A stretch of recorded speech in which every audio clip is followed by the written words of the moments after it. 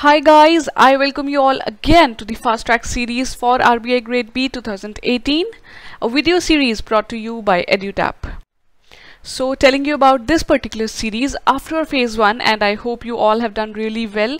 Here we are going to cover the ESI and FM current affairs starting from August 1 so that it will be useful in your upcoming exam. Okay, let me just quickly tell you about our previous results as we've been working in this field from some time now. Last year 124 EduTapians reached the interview stage and you see 27 could make it to the final list. So here are the various courses exclusively for your phase 2 exam. You can see here the FM full video course, ESI full video course and the combined full video course which consists of notes, MCQs and worksheets as well. And in this month of independence we are running a discount of 50%. You have to use the coupon code FREEDOM50 to avail the discount. Okay, so now coming on to this particular video, I am going to cover for you guys 3 days of ESI and FM current affairs starting from August 1 till August 3rd. So the first news of the day is core industries growth quickens to 6.7% in June. Now see, the core industrial growth has accelerated to 6.7% due to the surge in the petroleum and steel sector. So that is why this is important for us. And secondly, we can see here the combined index of 8 core industries is standing at 129.8. Now this is again important because since last year it has increased to 6.7% higher. Now here, as you can see the importance of these 8 core industries, you must be aware about these industries. These are coal, crude oil, natural gas, petroleum refinery products, fertilizers, steel, cement and electricity. So these are the 8 core industries of India. And here the important thing again is that these industries constitute 40.27% of the total index of the IIP. Okay, I will tell you about IIP, but just go through these important takeaways from this particular news. So IIP is basically the index of industrial promotion.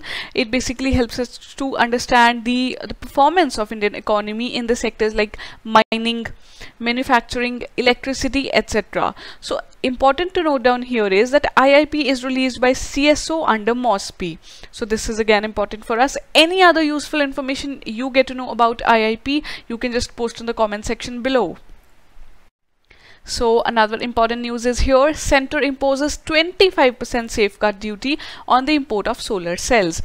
Now see, this is again important because this has the safeguard duty has been imposed on the imported goods from China and Malaysia which are related to the manufacturing of the solar cells. Now this move has come for the period of 1 year, that is starting from July 30th 2018 till next year July 29. Now here, after all, it will be reduced to 20% and then finally to 15% in the subsequent half year. So basically, as you can see, this impose has come in the background of giving a push to the Indian manufacturers so that they do not get a very stiff competition which they are getting currently, because still this industry is in the infant stage and we are still building on it. So second important takeaway from this news is this announcement has come on the recommendation of the Director General of the Trade Remedies. So this DGTR is an important body for us and you can just go through it whenever you get time and just post in the comment section whatever useful information you find. Okay, so this news says Lok Sabha passes Insolvency Code Amendment Bill. Now see, this IBC code is particularly important. You have to know about this in detail. Now here the amendment says that home buyers and the MSMEs, 2 important sectors, have been given power through this amendment. Home buyers would be recognized as the financial creditors and the promoters of MSMEs through this amendment would be able to bid for the stressed firms. Now what is the aim? The aim basically is to provide for the withdrawal of a case after it has been admitted by the adjudicating authority if it is approved by the 90% of creditors. So you see, if home buyers have been recognized as the creditors and 90% of them are ready for the withdrawal of a case, it will be withdrawn even after it has been admitted by the adjudicating authority. So it is like giving power to the home buyers, and similarly MSMEs would also be able to bid for the stressed firms, because these are the ones who are in the stress usually, because since they are the micro, small and medium enterprises. and you can read about the IBC 2016 here in this particular box.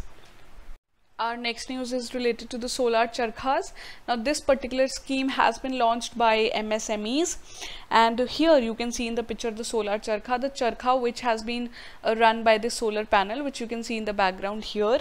Now since it has been launched for the building up of the clusters, basically to provide the employment to the rural people.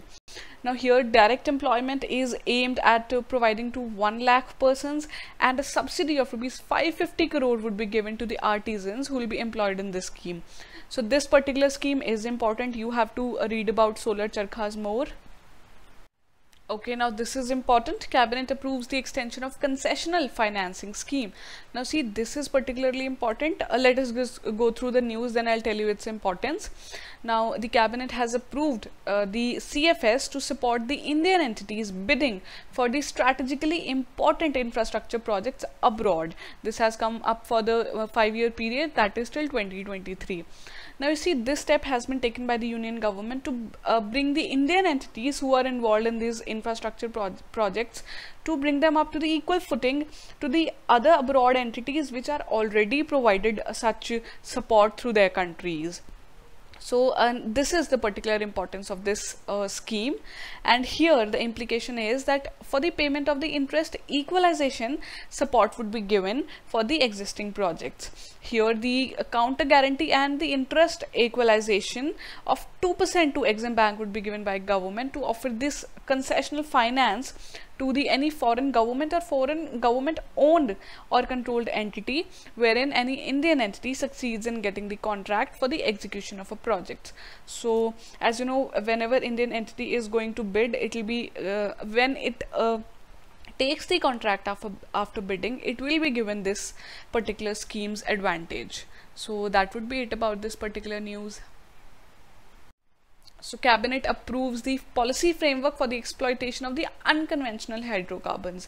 Now unconventional hydrocarbons include coal bed methane, shale oil, shale gas, etc.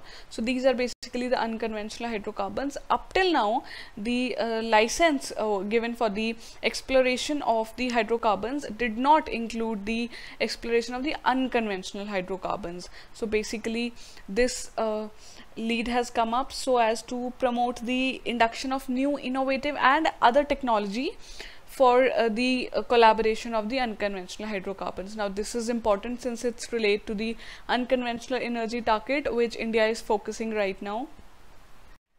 Okay, Lok Sabha passes bill for the speedy disposal of the commercial disputes. Now this is again important for us. Now with this bill, the commercial courts which are to be set up under the high courts and district courts would be given the jurisdiction which has been reduced from rupees 10 million to rupees 3 lakh. You see, such a huge decrease they've given. It is basically to provide the ease of doing business in India. As you see, a government of India is targeting to improve the business in India, with various steps taken like the opening up of the FDI in various sectors and various other steps which have been taken. So this is another step, and it is important to note down this particular point here. Okay, SATI Initiative launched. Now SATI acronym stands for the Sustainable and Accelerated Adoption of Efficient Textile Technologies, particularly to help the small industries. Now since it has been launched by 2 ministries, this is important for us. These 2 ministries are Ministry of Textile and Ministry of Power. So in the Ministry of Textile, the focus is on the small industries where the for textile various machineries are used which are basically outdated and they are consuming more power. So Ministry of Power has come up with this scheme. The PSU of Ministry of Power, EESL, that is Energy Efficiency Services Limited, is going to administer this, and it will be replacing old inefficient electric motors. Now this particular PSU is again important as it has been responsible for various other schemes like the distribution of subsidized LED bulbs, etc. So that would be all. Moving on. Lok Sabha passes the 123rd Constitution Amendment Bill. Now again an important news here. It says that through this amendment, the NCBC, that is the National Commission on Backward classes has been given the constitutional status, which is at par with the NCSTs and NCSCs. So again, this is important. This has been a long pending bill in the Lok Sabha, which has finally been passed. So with this, NCBC would be given a constitutional status and the powers along with the NCSCs and NCSTs. Okay, another important news is here, Strategic Investment Fund under NIIF. Now this NIIF stands for the National Investment and Infrastructure Fund. Now there are three funds basically. I'll tell you, you can read about them here in the slide. NIIF 1, NIIF 2 and the master fund, that is NIIF itself. So this NIIF 2, that is also known as the Strategic Fund, has now been come up.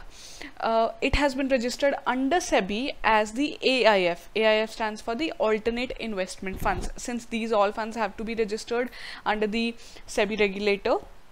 So the objective of this strategic fund is to invest largely in the equity and equity linked instruments. So in these instruments, it will be providing the investment, and it will also focus on the greenfield as well as the brownfield investments. As you know, greenfield investments are those which are afresh, and brownfield where the project has already taken place. So that would be all. If you get to know anything important about NIIF and the strategic fund, you can just post in the comment section below. Okay, moving on to the last news of this particular section, says E-Pashudhan Hart Scheme. Now this Pashudhan Hart Scheme has been launched by the Ministry of Agriculture and Farmers Welfare. It is the responsible agency for the implementation. Now this particular Hart Scheme is for connecting the breeders and farmers of the indigenous breeds.